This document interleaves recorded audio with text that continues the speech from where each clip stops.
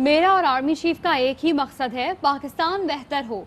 इसलिए सियासी और अस्करी क़यादत में हम आहंगी है। वज़ीर आज़म इमरान खान कहते हैं फ़ौज के खिलाफ जो ज़बान इस्तेमाल की गई वो कोई दुश्मन के खिलाफ भी नहीं करता।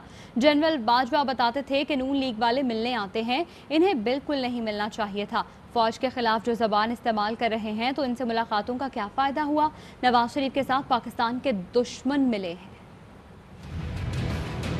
सारी सिविल मिलिट्री रिलेशनशिप में मसला किधर आता है, उनको कंट्रोल करना है। उनको पता है मैं क्या कर रहा हूँ, उनको पता है मैं कैसे रह रहा हूँ। तो हमारी रिलेशनशिप का बेसिस ही एक है कि पाकिस्तान बेहतर हो। वो भी चाहता है पाकिस्तान की सिक्योरिटी, हम भी चाहते हैं। इसलिए पहली दफा आपकी हार बनी है सिविल और मिलिट्री। जनरल बाजवा कहते थे कि ये मिल रहे हैं, फलाना मिलने आ रहा है, मैं इनसे कॉन्वर्सेशन। मैं आज समझता हूँ बिल्कुल गलती की, इनको मिलना ही नहीं चाहिए। क्या फ़ायदा हुआ मिलके? आज ये जो गालियाँ निकाल रहे हैं, जो ये ज़बान इस्तेमाल कर रहे हैं फ़ौज के खिलाफ, दुश्मन भी नहीं ऐसी ज़बान।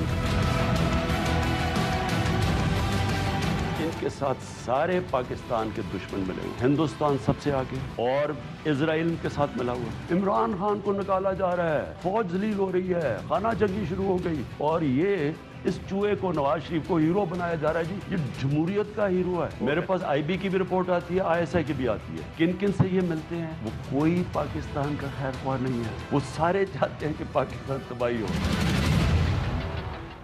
वज़ीर आज़म इमरान खान ने कहा है अदलिया ने हमेशा नवाज शरीफ का साथ दिया। लाहौर हाई कोर्ट से कहा 7 अरब रुपए का जमानती बॉन्ड मांगे क्योंकि पैसा इनका खुदा है। अदलिया ने बात नहीं मानी, शहबाज शरीफ की गारंटी ले ली। इसकी गारंटी का क्या मतलब है? जो भी किया इस मुल्क के साथ, अदलिया ने बदकिस्मती से हमेशा इनका साथ दिया। हमने लाहौर हाई कोर्ट को कहा जब ये जा रहा था कि 7 अरब रुपए की इनसे गारंटी मांगो, श्योरिटी बॉन्ड रखो कि 7 अरब रुपए का, क्योंकि पैसा इनका खुदा है। तो उन्होंने वो माना नहीं हमारी बात। शहबाज शरीफ का जनाब गारंटी हाथ, शहबाज शरीफ जैसे वो बड़ा जो सारी ज़िंदगी जो उसकी ज़िंदगी उसकी गारंटी ले ली, उसका गारंटी का क्या मतलब था? तो हम बदकिस्मती ये है कि इसको हमेशा इस्टेब्लिशमेंट ने भी फेवर किया नवाज शरीफ को, प्रोडक्ट ही इस्टेब्लिशमेंट का था। अदलिया ने भी इसकी फेवर की। मेरी कब्र भी खोद दें, इनको माफ नहीं कर सकता। वज़ीर आज़म इमरान खान कहते हैं नवाज शरीफ को लेने बरतानिया भी जाना पड़ा तो जाएंगे, जरूरत पड़ी तो बरतानवी वज़ीर आज़म से बात करेंगे। शहबाज शरीफ तो बच ही नहीं सकते। 2 शुगर मिल से 23 अरब रुपए निकले हैं। ब्रिटिश गवर्नमेंट से बात कर रहे हैं। अगर एक्सट्रेडिशन मांगते हैं तो वो लंबा प्रोसेस है। हम कह रहे हैं कि डिपोर्ट करो। ये झूठ बोल के यहाँ से गया था कि इसको बीमारी है, वहां जाके इलाज उलूज करवाया नहीं। हमारी पूरी कोशिश है कि अब इसको हम डिपोर्ट करवाएं। अगर मुझे जाना पड़ा तो फिर मैं बोरिस जॉनसन से बात करूंगा। इनका 1 पॉइंट एजेंडा है सबका कि किसी तरह इमरान खान के ऊपर इतना प्रेशर डालो कि ये हमारी चोरी छोड़ दे। जिस तरह मुशर्रफ ने NRO दिया था दोनों को और मुल्क का बेड़ा गर्क किया था, मैं भी प्रेशर में आके कुर्सी बचाने के लिए इनको दे दूंगा। मेरी कब्र भी खोद देना तो मैं तब भी, जब तक मैं जिंदा हूं, मैं कभी इनको माफ नहीं कर सकता। शहबाज शरीफ के ऊपर तो वो मटेरियल मिल गया कि वो बच ही नहीं सकता किसी तरह। वो तो डॉक्यूमेंट्री एविडेंस मिल गई है। पहले हम समझ रहे थे कि 9 अरब रुपया सिर्फ है, अब 23 अरब रुपया सिर्फ 2 शुगर मिल्स के ऊपर। अभी बाकी कंपनीज में नहीं निकला। आप बेटी बिल्कुल चुप बैठे थे तब तक, क्योंकि ये उम्मीद लगा के बैठे होते थे घुटे थे। जब वो नहीं हुआ तब से ये दोनों बाहर निकले हैं। हम समझ रहे थे कि पता नहीं जिंदा 1 दिन रहता है, 2 दिन रहता है। वो एकदम नजर आया कि उसको तो कुछ हुआ ही नहीं। मैं पावर में हूं या ना हूं, मैंने इनको नहीं छोड़ना। ये अगर वापस आएंगे मैं सारी कौम को सड़कों पर निकालूंगा, इनको नहीं आने देना। या पाकिस्तान बचेगा या ये बचेंगे। पहले दिन से अपनी सारी पार्टी को कह रहा था, क्योंकि हमने इनको NRO नहीं देना, हमें इनसे कोई फायदा नहीं बातचीत करने का। मेरी पार्टी कहनी जी जमहूरियत है, ये वो है। मुझे जमहूरियत सिखा रहे हैं। बुरे से बुरा ये कहते इक़्तिदार नहीं होगा, क्या होगा? मैं छोड़ दूंगा इनको। फिर बराह रास्त ये चले आपको इस्लामाबाद, जहां पर मुआविन खुसूसी doctor Shahbaz Gill press conference कर रही है। ये वीडियो दे ना पहले दिन लोगों को। आपके पास तो वीडियो, अब CCTV पे क्यों है? आपके पास तो अपनी वीडियो है, ये चलाएं जी जरा।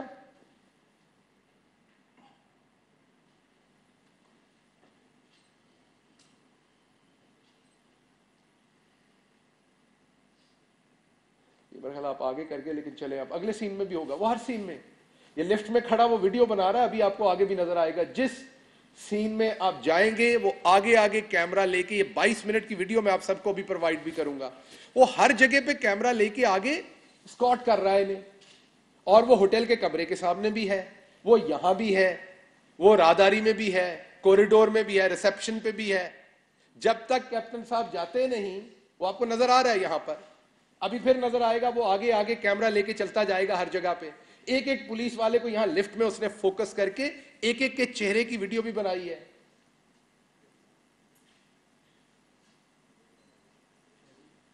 ये पीछे चले गए आप, क्या किया आपने? नहीं, ठीक ठीक ठीक,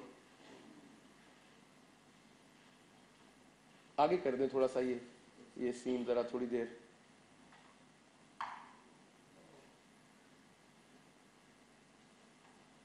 थोड़ा सा और आगे कीजिए, और आगे कीजिए, और आगे, ये पीछे आ गए, और आगे कीजिए, और आगे कीजिए, और ये देखिए, ये आप देखिए यहां पर ये कैमरामैन आपको, ये खड़ा है लड़का, ये सबकी एक एक की वीडियो बना रहा है। ये साथ आया है कमरे के सामने से, ये एक एक की वीडियो बना रहा है ये लड़का। ये देखिए आप, ये एक एक पुलिसमैन को फोकस करेगा अलग अलग से, उनके नामों नेम प्लेट्स तक को ये बीच में लेगा। अब जरा आपको कोई एक सेकंड मेरे साथ रहना पड़ेगा। ये जैसे ही फ्लोर आता है तो आप देखेंगे कि ये हर जगह पे स्कॉट करके जाएगा। मरियम सफदर इतनी अनफॉर्चुनेटली निकम्मी झूठी हैं, ये 2 मेडिकल कॉलेजेस से फेल हुई। जिस मेडिकल कॉलेज में गई बदकिस्मती से उसके प्रिंसिपल को भी निकलवाया, क्योंकि वो दाखिला नहीं दे रहे थे किंग एडवर्ड वाले, वालिद ने उनको निकलवा दिया। उस टाइम भी अदारों ने इसे सपोर्ट की और यहां पर इसका दाखिला करवाया। वो भी नहीं करवाना चाहिए था, मैं तो ये कहूंगा तरस खा के। ये देखिए, ये कैमरामैन आगे आगे जा रहा है।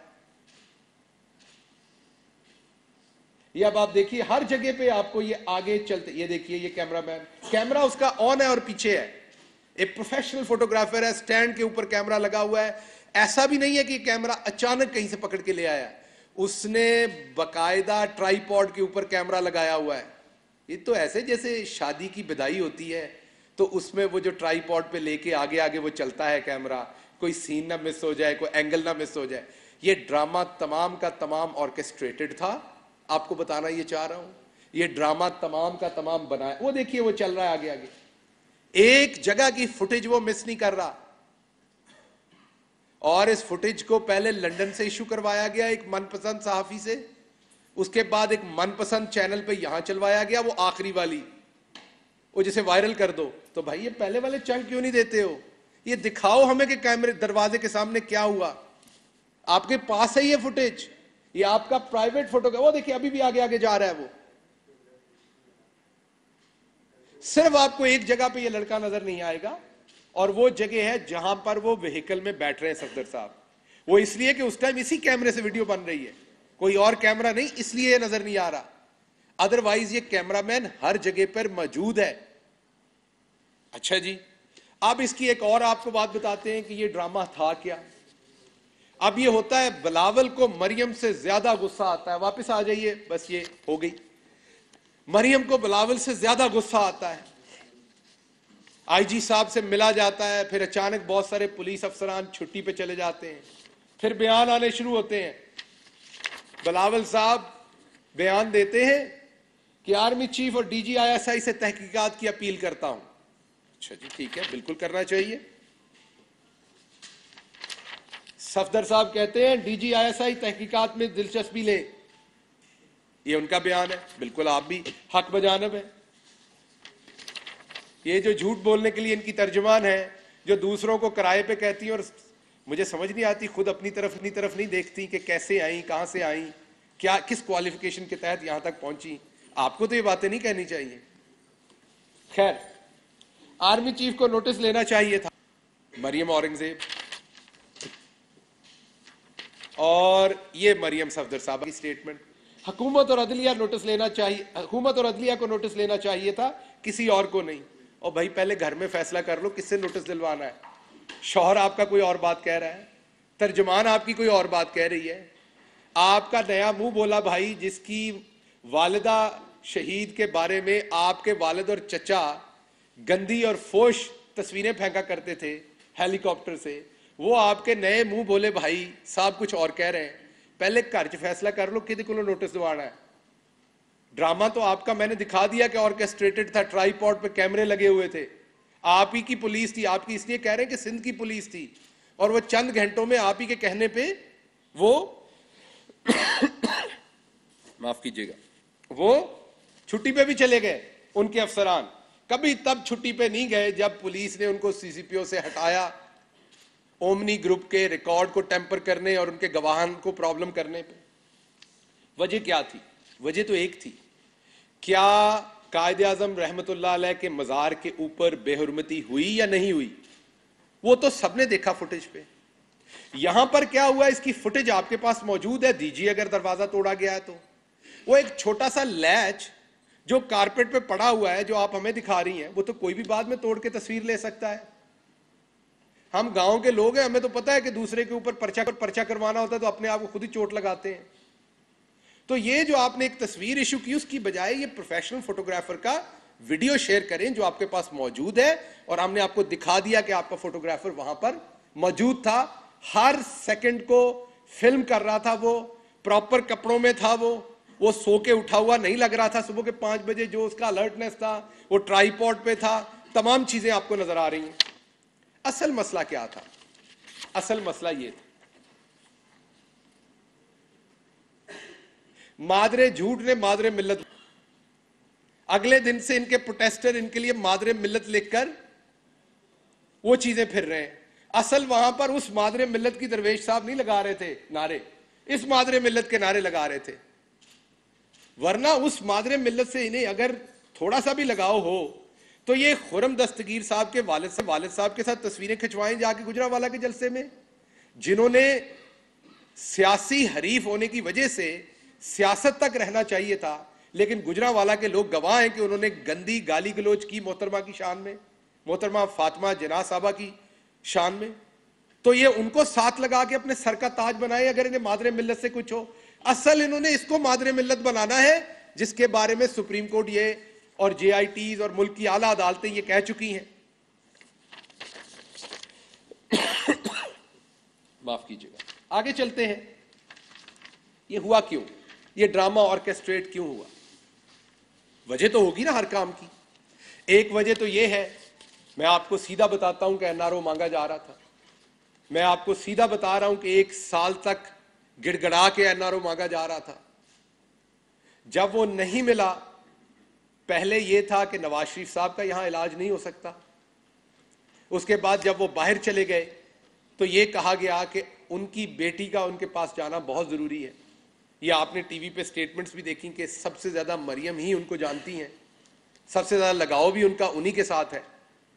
जब उनको भी बाहर नहीं जाने दिया गया क्योंकि वो अपनी एक मुजरिमा है और इस टाइम उनकी सजा मुअत्तल है, उन्हें सिर्फ वालिद की देखभाल करने के लिए, जो मैं जाती तौर पे समझता हूं एक दुरुस्त फैसला नहीं है।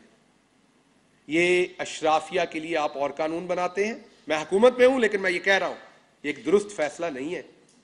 अशराफिया के लिए और कानून, अगर कल को इनकी हुकूमत आई, मैं मिडिल क्लास हूं, मेरे जैसे बंदे की तो जमानत भी नहीं होने देनी इन्होंने, हमने तो सड़ना है जेलों में। तो ये अशराफिया के लिए और कानून, इनके लिए और कानून, ये दुरुस्त नहीं है। इसकी रविश हमें बदलनी पड़ेगी।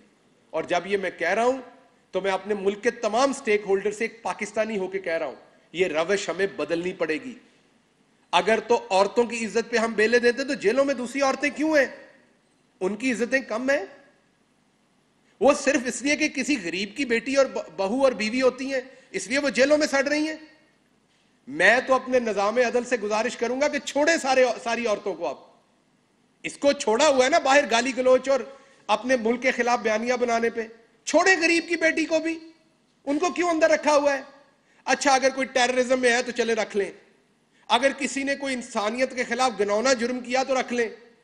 छोटे मोटे जुर्म पे हजारों औरतें जेलें काट रही हैं, खुदा का वास्ता है उनको भी छोड़ें। ये सिर्फ नवाज शरीफ की बेटी है इसलिए? ये दोहरे मेयार अब हम सबको, हमारी हुकूमत के लिए भी ये लम्हा फिक्रिया है, हमारी प्रेस के लिए भी, हमारी जुडिशरी के लिए भी, हमारी पूरी सोसाइटी के लिए ये लम्हा फिक्रिया है। ये वो दोहरे मेयार हैं जिनके ऊपर चल के ये बादशाह बनते हैं। आगे चलते हैं कि ये बयानिया बनाया क्यों गया था। आप ये सोचते होंगे कि इस बयानिए की वजह क्या थी। ये वहां पर ड्रामा क्यों किया गया? हमने अगर कैप्टन रिटायर्ड सफदर को पकड़ना हो तो मैं आपको यह कह देता हूं कि बहुत कुछ है जिसमें पकड़ा जा सकता है। जल्द आपके सामने आएंगी बहुत सारी चीजें। आप मुझे बताइए, एक 100 कत्ल के बंदे को गमला तोड़ने में पकड़ा जाएगा? एक छोटे जुर्म पे पकड़ा जाएगा जिसमें उसकी और उस पर दफात ऐसी लगेंगी जैसे बैरिस्टर शहजाद अकबर साहब ने कहा कि जिसकी फौरन जमानत हो जाए, और वो सिंध में पकड़ा जाएगा जहां पे ये ड्रामा कर सके? ये तमाम ड्रामा याद ये मुंह बोले भाई बहन ने मिलकर रचाया है या उसने इनसे बदला लिया है? और पर्पस एक है दोनों का, और वो है मुल्क दुश्मन बयानिया। आपको भी इस बात का पता है, प्रेस में है कि किसी चीज की जब वो वाकया हो जाए और बड़ा वाकया हो जाए तो उसकी जो स्टेटमेंट टीवी पे लगना, इसमें कोई अनहोनी बात नहीं है। लेकिन वाकया इतना हो, स्टेटमेंट इतनी हो, मैं जानता हूं कि आप सब साफी दोस्त घर में भले दही खा रहे हो ना, उस टाइम साइंस की आपको जरूरत नहीं होती, आपको पता होता है कि पीछे कोई हैगा है, इस स्टोरी को कोई पैडल कर रहा है। अभी कराची में कैप्टन रिटायर्ड सफदर को पकड़ा गया है। शहबाज शरीफ साहब और दूसरों के बारे में तो खाना घर से आता है, ये तो हमारे पास इतला, इस गरीब के बारे में तो खाना भी घर से नहीं आता था, जेल से ही मिलता था। तो एक ऐसा बंदा पकड़ा गया जिसके बारे में कोई ऐसी सियासी खासी अफादियत नहीं थी, और ये इंडियन चैनल्स पे क्या चला फौरी तौर पर, ये ऑर्केस्ट्रेटेड था, ये पहले से प्लान्ड था। ये क्या चलाया जा रहा है? क्लैशेस बिटवीन पुलिस एंड पाक आर्मी रिजल्ट्स इन 2 कैजुअलिटीज। आप सहाफी हैं, खुदा को हाजिर नाजिर जान के बताएं क्या उस दिन वहां को कैजुअलिटी हुई है? हुई है तो ये कैमरे पे दिखा दें, इनके पास फुटेज है।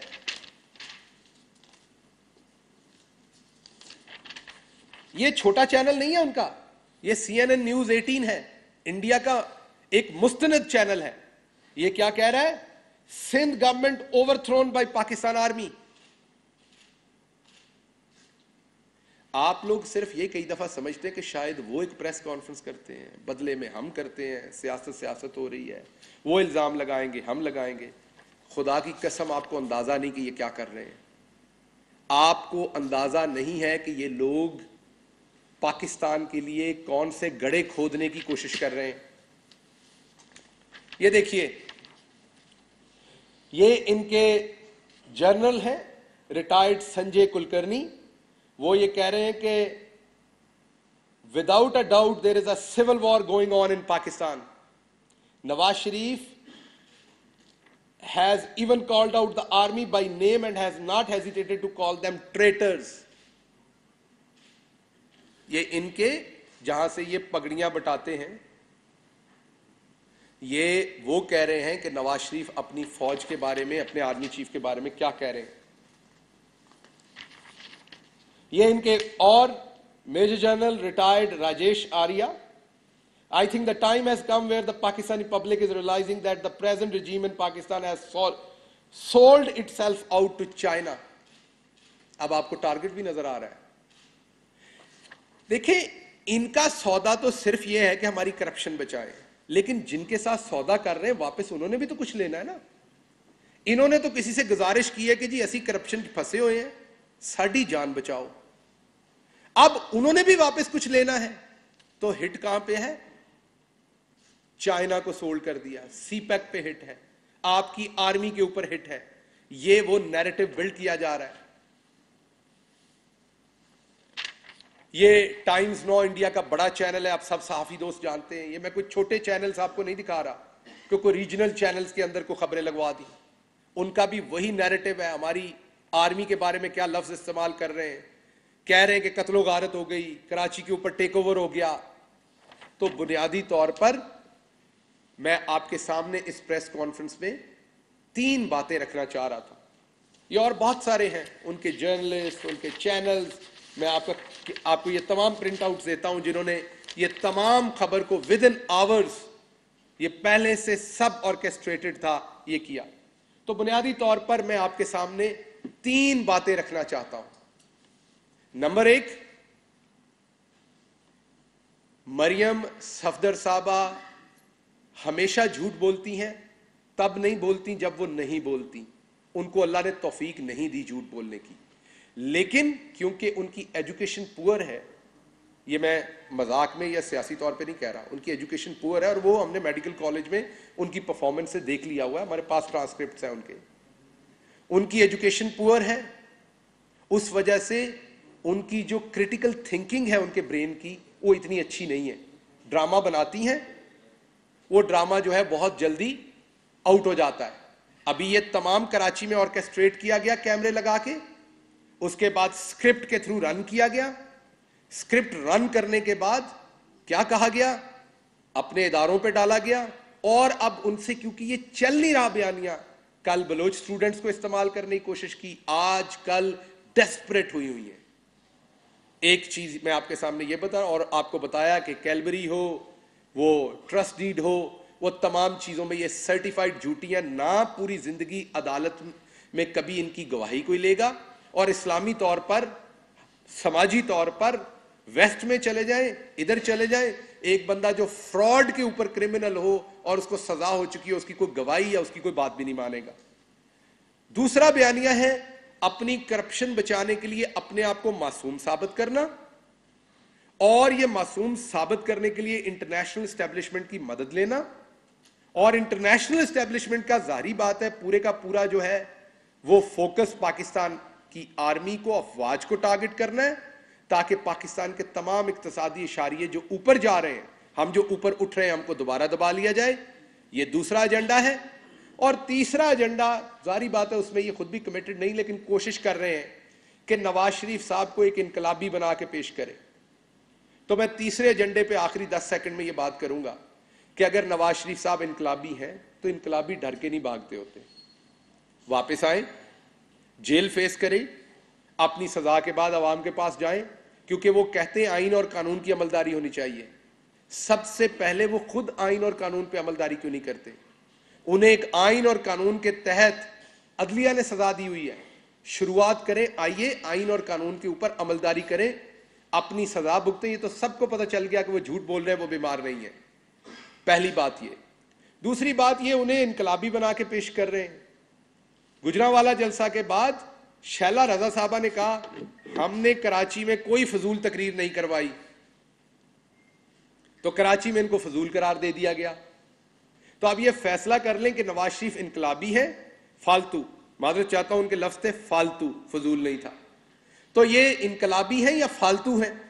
एक तो ये फैसला कर लें नवाज शरीफ साहब, और दूसरा फैसला ये कर लें कि इनकलाबी बनना है तो वापस आना पड़ना है। और अगर आप वापस ना आए तो आपको एक बात तो पता है, जिसका नाम इमरान खान है, जब वो एक बात कह देता है तो फिर वो काम तो करके छोड़ता है। अब लेके तो हमने आना है आपको, ये बहू अब हमने यही बसानी है।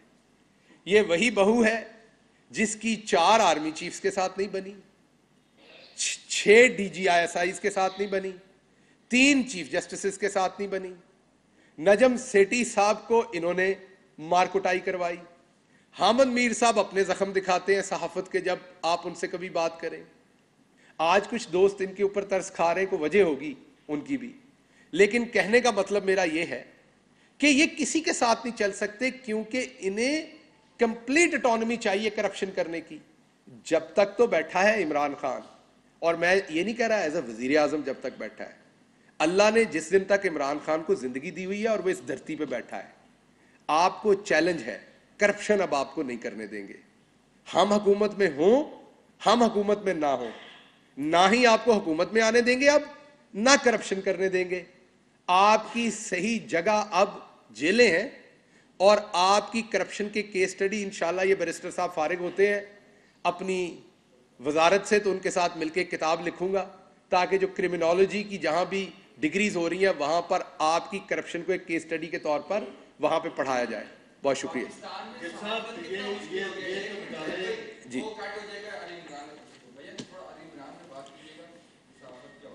जी देखिए, प्राइम मिनिस्टर साहब ने पहले भी स्टेट किया और मैं दोबारा स्टेट कर रहा हूं ये, कि हम आज़ादी राय पर यकीन रखते हैं, और उसकी बड़ी सीधी सीधी वजह है कि हमारा लीडर करप्ट नहीं है, हमारे पास छुपाने को कुछ नहीं है जो आप हमारी खबर देंगे।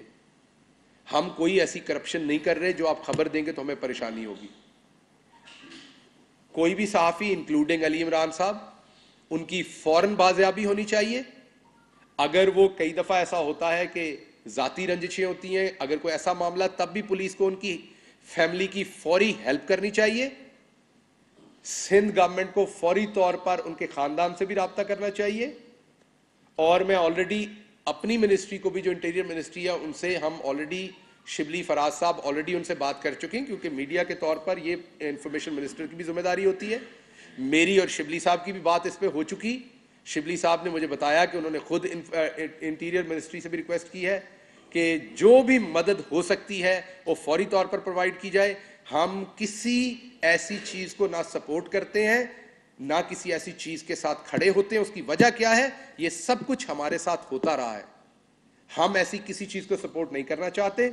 सिंध गवर्नमेंट इसकी इंक्वायरी भी करे और इसमें जो भी हकायक है वो भी लाए और मुतासरा खानदान और सहाफी को फौरन रिलीफ दिया जाए। एक तो ये बता दें कि वो जो फुटेज है आपके दरवाजा तोड़ने की, उसकी आजकल बड़ी बाज़ है, तो अगर उन्होंने नहीं पेश की तो सीसी कैमरे उधर लगे हुए थे, आप बता दें कि वो आखिर टूटे तो है, कैसे टूटे हैं, और क्या आप समझते हैं कि ये दरवाजे का वो टूटना क्या मॉडल टाउन में जो वाकया होता है उससे बहुत बड़ा वाकया है?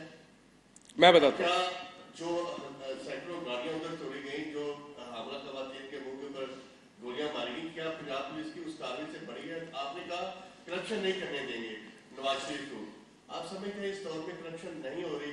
अगर नहीं हो रही तो कीमतें कैसे आसमान तक पहुंच से कैसे दूर होगी? मैं आपको जवाब देता हूँ। आपने तीन बातें की, मैं क्विकली तीनों सवालों का जवाब देने की कोशिश करता हूँ।